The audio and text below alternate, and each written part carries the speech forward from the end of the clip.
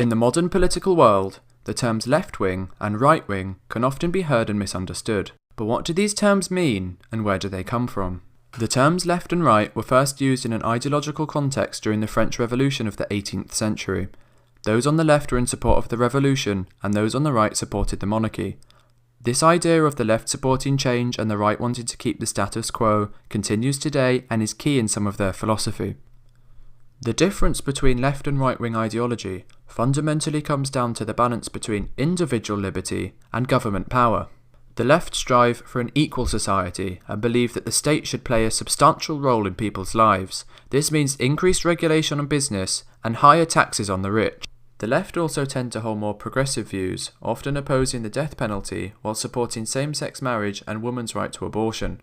The left have more lenient views on immigration and are usually the driving force behind any separation of church and state.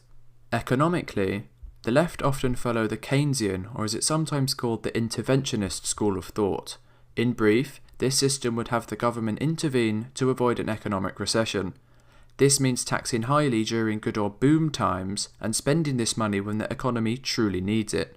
The level of government interference varies by how far left it is, with communists wanting complete control over all aspects of the economy, whereas the centre-left want only moderate intervention. The right believe that a level of social inequality is inevitable, and think that the government should have a limited role in people's lives and business. This is, as the right believes, that preserving personal freedom should be the government's main goal and should not impose too many rules on people's lives.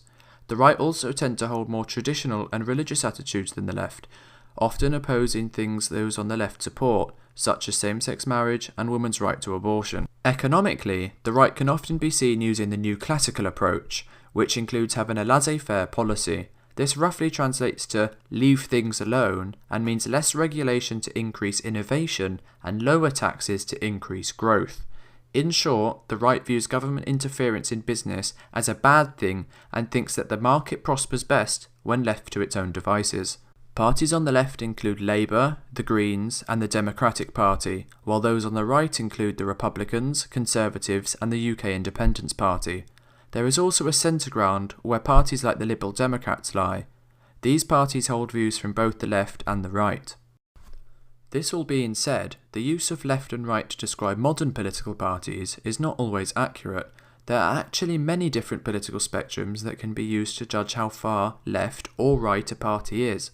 Parties often judge themselves based on other current political parties. In this regard, Labour is often seen to be on the left and Conservatives are often seen to be on the right.